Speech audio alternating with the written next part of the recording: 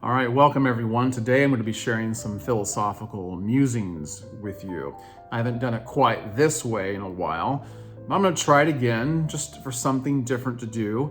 And basically, I'm going to be taking you through the steps of my routine that I carry out on a daily basis. I like to prepare myself physically, mentally, and emotionally for the day before I walk out the door so that I can more readily handle anything that might crop up that might be intrusive or some kind of a challenge for me. And I'm hoping that by sharing this with you and setting an example of having a good habit in the morning, maybe you'll start to do the same thing. Maybe this will speak to you in a way that just came at the right time, and hopefully something will stick. Share this with other people if you've gotten something out of it. Make sure you hit the like button and the notification bell. Now, what I do typically on any given morning is I'll read about a page a day in this book that I found at an antique store. I read a lot, so this is not my only reading material, but I found this book called the International Dictionary of Thoughts. Now, a while back, I made a video where I talked about how I read about a page a day in the dictionary.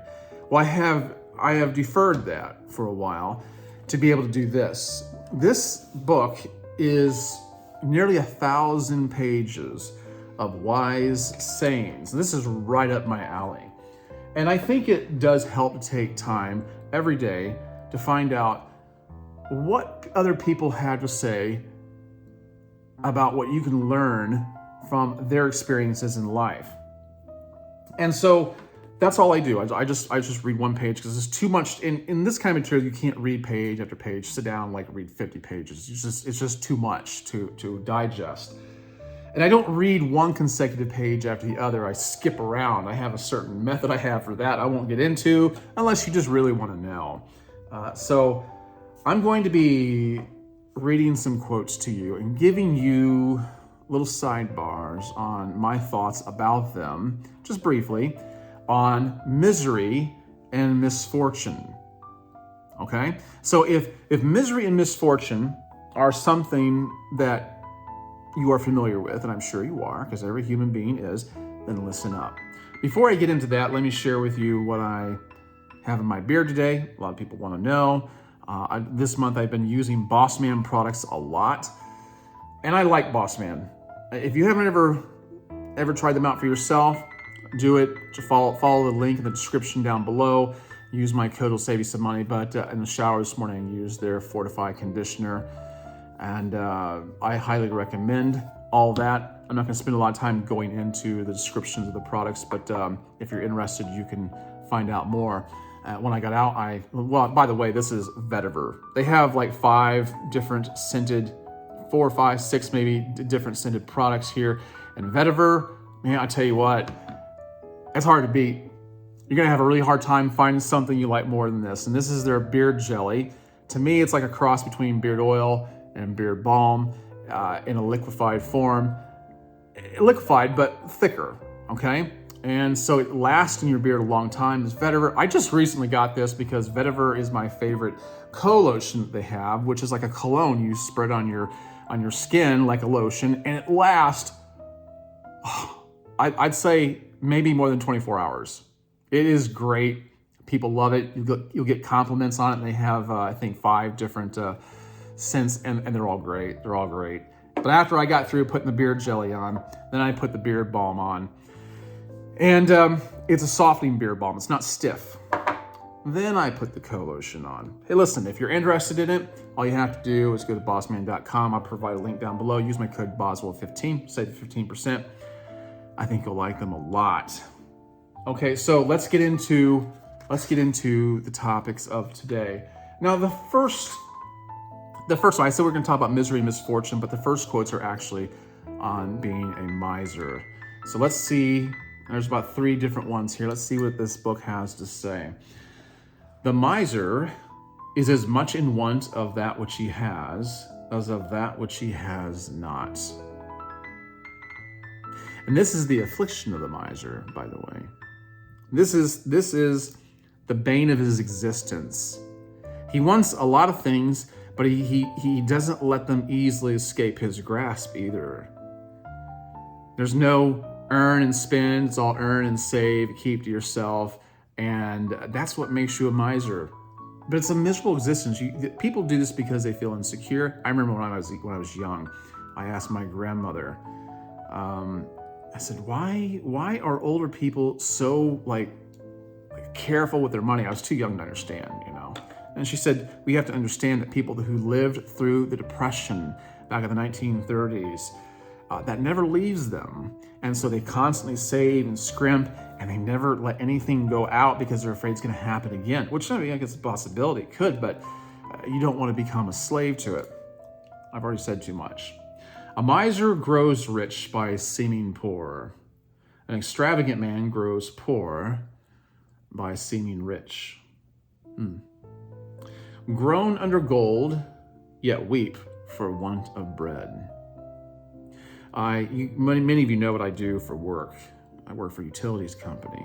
Now, one of our tasks is to cut people off if they haven't paid their bill. It's just a business, it's what you have to do. It's one of those necessary evils in life. But I go to plenty of places where people will lavishly spend money on things they don't absolutely need and then cry that they don't have enough money to pay their electric bill.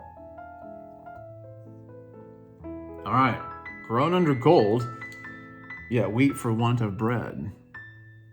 All right, now let's get into what I had mentioned before, misery. A misery is not to be measured from the nature of the evil, but from the temper of the sufferer. A misery is not measured from the nature of the evil, but from the temper of the sufferer. There's going to be a lot of things in life that are going to make you miserable, or something that's going to try to make you miserable. But you still have some autonomy over how you're going to deal with things. And you in essence, you're almost, you can't help but be miserable in some cases. I mean, there are some things that are going to be so oppressive, and you're not going to experience most of those in life, at least all the time. In some cases, it might be forced upon you, but at least in the country that we live in, we're not forced into living in a way that we just cannot bear or find some happiness in. And a person is only about as miserable as they make up their mind to be, just as well as being happy as they want to be. Okay? So keep that in mind. When I read this, what I thought of was Paul and Silas in the Bible when they were imprisoned for preaching Jesus. While they were in chains, they were singing. They were singing. And it raised eyebrows, I'm sure, in the prison. They weren't going to let the enslavement or the captivity control their mindset. And so keep that in mind. It is often better to have a great deal of harm happen to one than a little. Really. A great deal may rouse you to remove what a little will only accustom you to endure. Now that's something I've never quite thought of before. If you were asked, would you rather have a great deal of misery or a small amount? What would you say? My guess is you'd probably say, I'd rather have a small amount of misery. But I've never really, I would have said that at least, I've never really thought about it in this way before, but misery should tell you something. The discomfort that you have should be telling you something, that something needs to be fixed, something needs to be moved or removed. It needs to be dealt with. And if you only have a little bit of misery, you may just endure it. You may do nothing. But if you have a lot, you're more prone to act. And that's something that this may be the silver lining in the cloud, where you may be able to have some gratitude for whatever is imposing itself on you. Think about that. All right. There are a good many real miseries in life that we cannot help smiling at. But they are the smiles that make wrinkles and not dimples. They are the smiles that make wrinkles and not dimples. Why is that? Well, life is hard. Life is hard. oftentimes you'll hear older people talk about their wrinkles and say, well, I've earned this. They certainly have. They certainly have.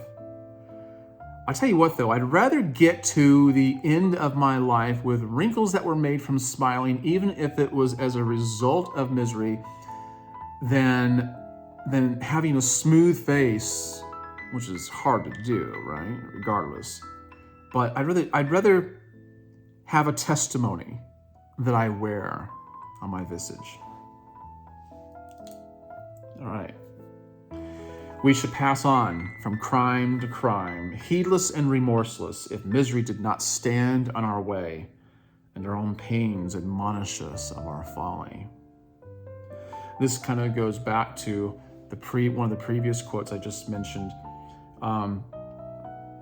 If we did not feel some pain and misery for the things that we're presented with in life, once again, we may not deal with them. And you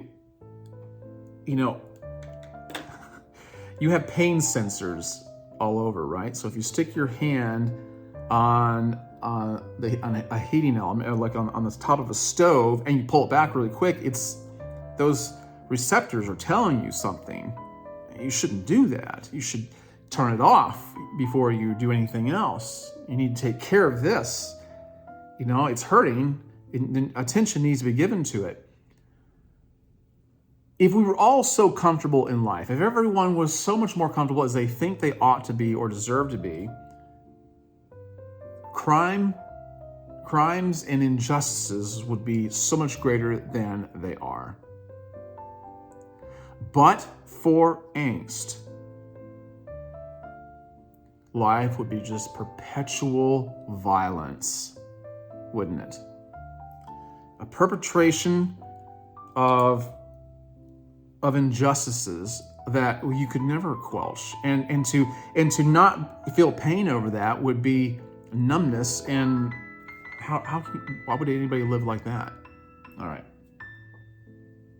If you wish to be miserable, think about yourself, about what you want, what you like, what respect people ought to pay you, what people think of you, and then to you, nothing will be pure. You will spoil everything you touch. You will make sin and misery for yourself, and out of everything God sends you, you will be as wretched as you choose. So, you got a recipe here. You want to be miserable? Think about yourself. Make it all about you. And this should tell you something, that if you run across someone who's completely miserable, while there might be several explanations that could be given for it, a lot of it might be just being self-centered. And it can be hard to recognize, especially in yourself, and maybe even in other people. But give that some thought. Does this describe you? Do you fit this description? I have at times. I'm just as prone to as anybody else, and sometimes I still fit this description. All right. Misery loves company, but company does not reciprocate. There's a good reason why you should study Stoicism. It's not about being emotionless. It's not about not having any kind of feeling. It's about learning how to control the feelings and emotions that you have, so that you don't crumble underneath them, and so that you don't bring others down with you.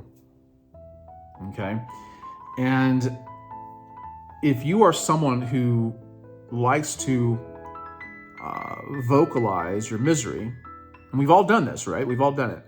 Then you're going to find out that you will drive people away from you, because people are drawn to that which makes them feel good. You don't want to feel so sorry for yourself and tell yourself you just want other people to understand you so much, which, I mean, we all do this. But you got to be aware of what you do when you do this. That if you do it too much, especially to too many people, you're going to find yourself absolutely friendless, because company does not reciprocate. Don't expect them to. You're going to be really disappointed. All right. Man is so great. Man is so great that his greatness appears even in his consciousness of misery. A tree does not know itself to be miserable. It is true that it is misery indeed to know oneself to be miserable, but then it is greatness also. In this way, all man's miseries go to prove his greatness. They are the miseries of a mighty potentate, of a dethroned monarch. This is something that you may have never thought of before. But if you never get out of the hole that you find yourself in, you'll find, well, first of all, you'll find the hole gets deeper because you keep digging it yourself. You may not have put yourself there to begin with, but you're never going to find anybody else to help you climb out of it. And one of the things that people will recognize, I don't know, maybe they won't, but when you are constantly miserable, what you are subconsciously exhibiting is some level of narcissism, because you really are important, right? I mean, you're a pretty important guy. You don't deserve any of this. Why are you going through this? And hey, listen, not only that, but you're a martyr, and martyrs are extolled, right? Martyrs are extolled. They're pretty important people. They must have done something right, because otherwise they wouldn't be going through what they're going through. That's a bad way to get attention. A bad way of doing it. All right. Notwithstanding the sight of all the miseries which wring us and threaten our destruction, we still have an instinct that we cannot repress, which elevates us above our sorrows. Oh, well, I hope you can say that. I hope that despite what you might be going through, I hope there's this survival instinct inside of you that says, I can get above this. I can get out of this. I can overcome. Now, these are the people who don't continue to live in it. They rise above it.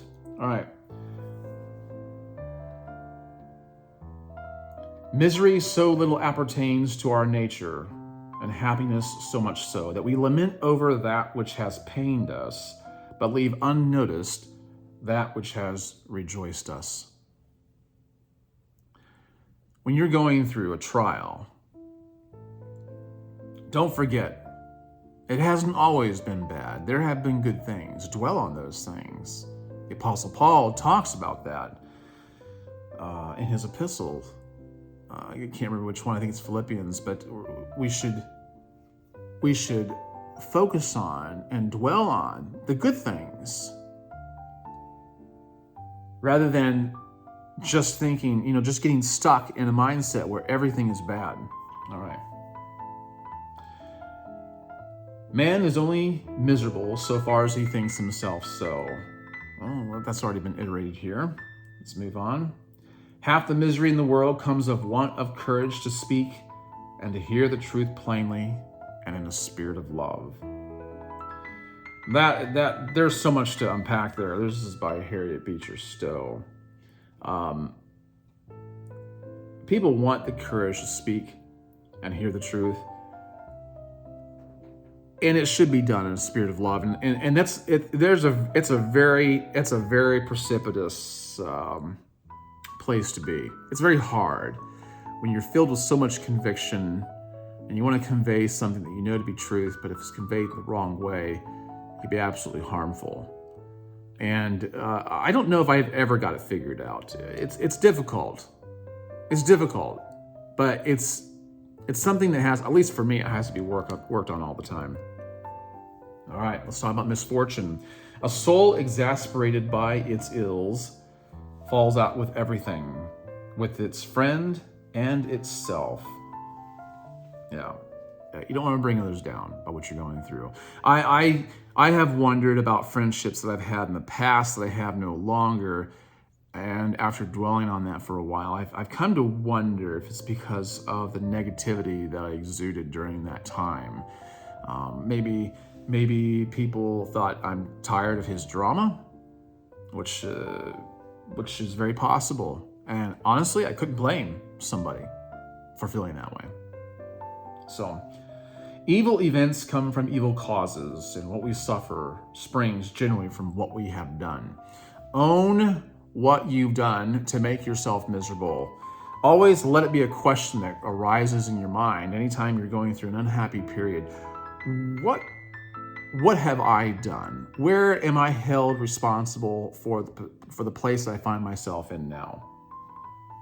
Okay?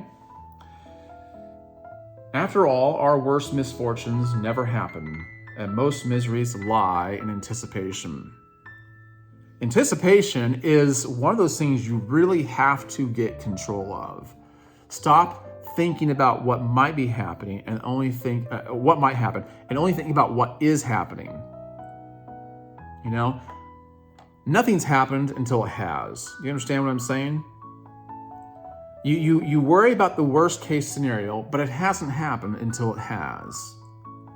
Don't act on it. Don't mourn over it. Don't worry, fret, and pull your hair out over or your beard out over it until it's happened. And I'll guarantee you that by the time it actually does happen, if it ever happens at all, which most of the time it doesn't, you're going to respond to it much differently than you thought. But why waste so much time and worrying about things that may never occur to begin with? Do I need to even quote the statistics on how many times something actually occurs that we anticipated versus how many times it doesn't happen? I doubt it. You probably heard it before a million times. Misfortune makes of certain souls a vast desert through which rings the voice of God. Misfortune makes of certain souls a vast desert through which rings the voice of God. You might be going through something because God is trying to talk to you. Are you listening? Can you hear it?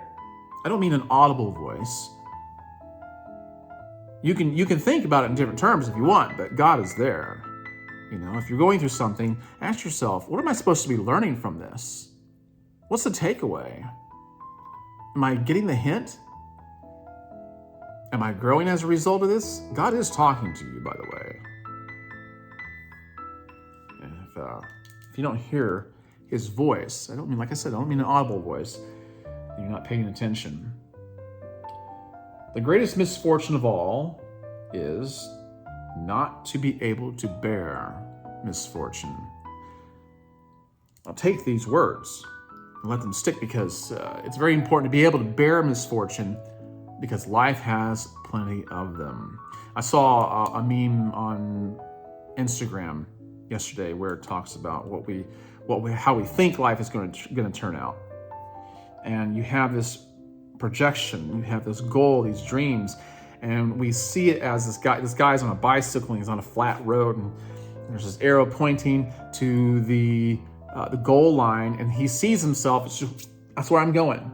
But in reality, in life, what you get is it's very uphill, the road is jagged, it's very challenging, and there's potholes, and inside this hole you might go down, there's a snake, and you go up the next one, you try to maneuver and navigate your way, and the next one you fall into a pool where a shark is at.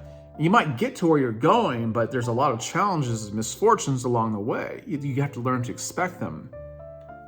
And if you're not able to handle misfortunes, you won't even be able to enjoy the good times. You won't even recognize the blessings that you've been afforded. For truly in adverse fortune, the worst sting of misery is to have been happy. Let me read that again. I don't want you to gloss over that. For truly in adverse fortune, the worst sting of misery is to have been happy. Listen, here's the problem with this. The problem is not the quote. The problem is not the quote. The problem is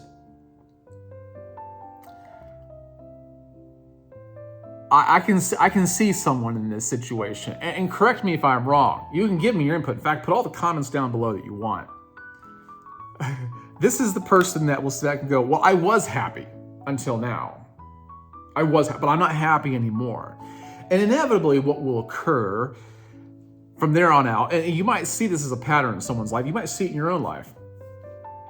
You can't be happy because even during the happy times, you're like, well, I'm anticipating, like we talked about before, I'm anticipating this will not last. I will be miserable again. And when you're miserable, you say, yes, look, see, I told you. And then, like I just iterated before, you just can't be happy, even when you are given blessings from above. All right, so keep that in mind. I hope all of these have helped. I don't think I've skipped over anything. No,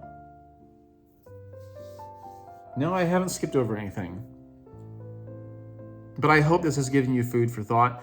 I hope it's encouraged you to keep something in mind that you've heard today and allowed you to learn something that you can take with you or share with others.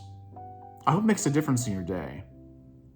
Like I said, I do this every day. I don't spend as much time talking about it, but I do spend, probably a third of the time I spent on this video reading a page, really thinking about this, and it helps me. It's how I've survived for so many years.